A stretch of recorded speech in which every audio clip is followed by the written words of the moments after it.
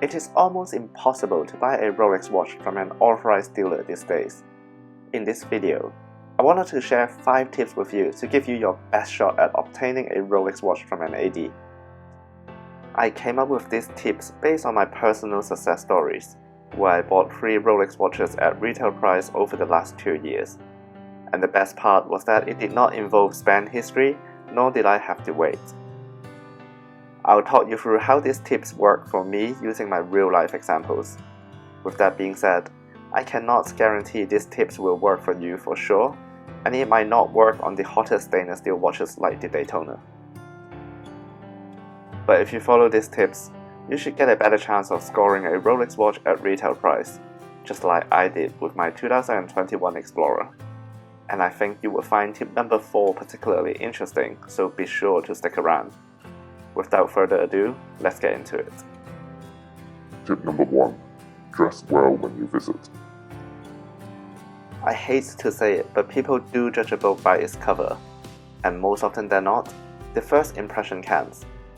I'm not saying that you need to go all out and wear designer items from top to bottom when you next visit your AD, but it does help if you are dressed on the smart casual side. In fact, a good contact of mine who works at one of the authorized dealers also gave me the same advice. She told me that the chance of being offered a Rolex watch is higher if I dress up nicely. In 2022, I bought this two-tone Datejust 36 at an authorized dealer which I had no prior history with. My wife and I walked into the new AD and we were just browsing at the Rolex case. A sales associate came by and asked if we were just looking or actually looking to buy. This question caught me by surprise, and I just said it depends on whether he had anything to sell me given the whole Rolex situation. He sat me down and brought out this Datejust 36 from the exhibition case and said that it was mine if I wanted it. I remember I was wearing my new 36mm Explorer, and my wife was wearing her recently acquired Datejust 31 that day. I do wonder if I would be offered this Datejust 36 had we not worn our Rolex watches that day. Tip number 2. Spend some time with your sales associate before getting down to business. I cannot tell you how many times I have seen people walk into a store, ask for his or her name to be added to the list, and just walk right back out hoping that they will get the magic call one day. No offense, but I personally think this approach is a waste of time. This is because the AD game is all about relationship building. If the sales associate doesn't even remember you, he or she would definitely not give you that call when the watch comes. I strongly advise you to take your time with your sales associate. Perhaps try out a few pieces, even if they are not the one that you are after. Then move on to tell your sales associate which specific model that you are really looking for. I experienced this firsthand with the acquisition of this 36mm Explorer. The Explorer was not in the display case, so I tried on a few other pieces. At the end, I told my sales associate that the Explorer is what I really wanted. She then magically pulled one out from the bag and I ended up buying the Explorer on the spot with no wait. And it was also from an AD which I had no prior history with. I have already shared my full experience on how I got this Explorer at an AD in a separate video. You can check it out after watching this video if you are interested. I will leave a link in the description box down below. Tip number 3. Explore the bundle option if you are financially ready. For some ADs, this is a well-established practice, but for some, it kind of just happens under the table. What bundling really means is that in order for you to buy a specific Rolex watch, the AD would require you to buy something else to go along with it.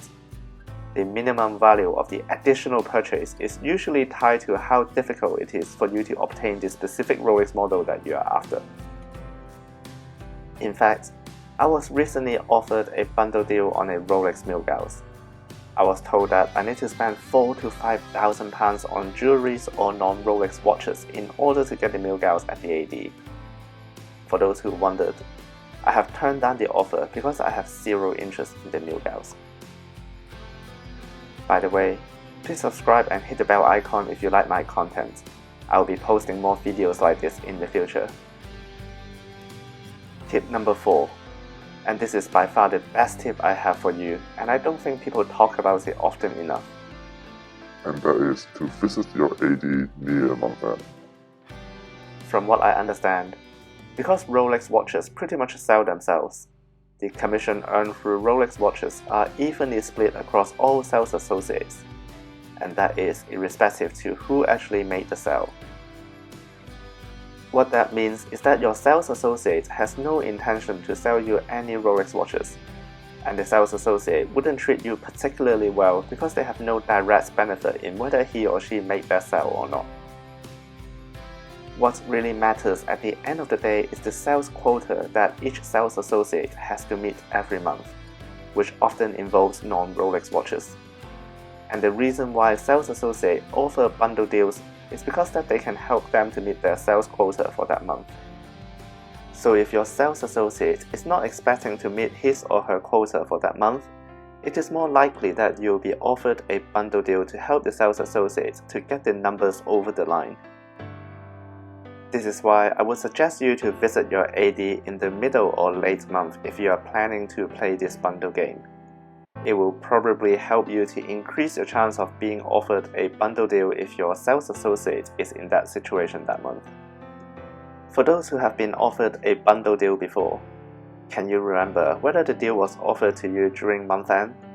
Please let me know in the comment section down below because it can help me to confirm my findings. Tip number 5. Be polite and genuine. To be honest, we should always act this way anyway, whether we are playing the Rolex game or not. If you treat someone with respect, you would most likely get treated the same way in return. I have a pretty good relationship with my local authorized dealer, not because I have a strong purchase history, but because I treat the sales associates like friends. I didn't really expect this, but in turn, I have always been offered the latest Tudor watches soon after they were released without any wait.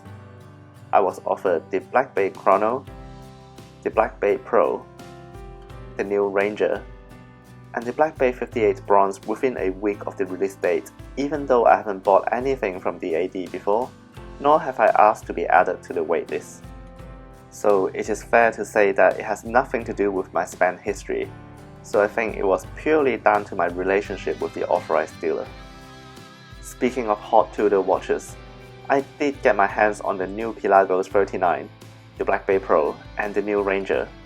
You should check out this video where I went over all 3 watches in detail. Cheers!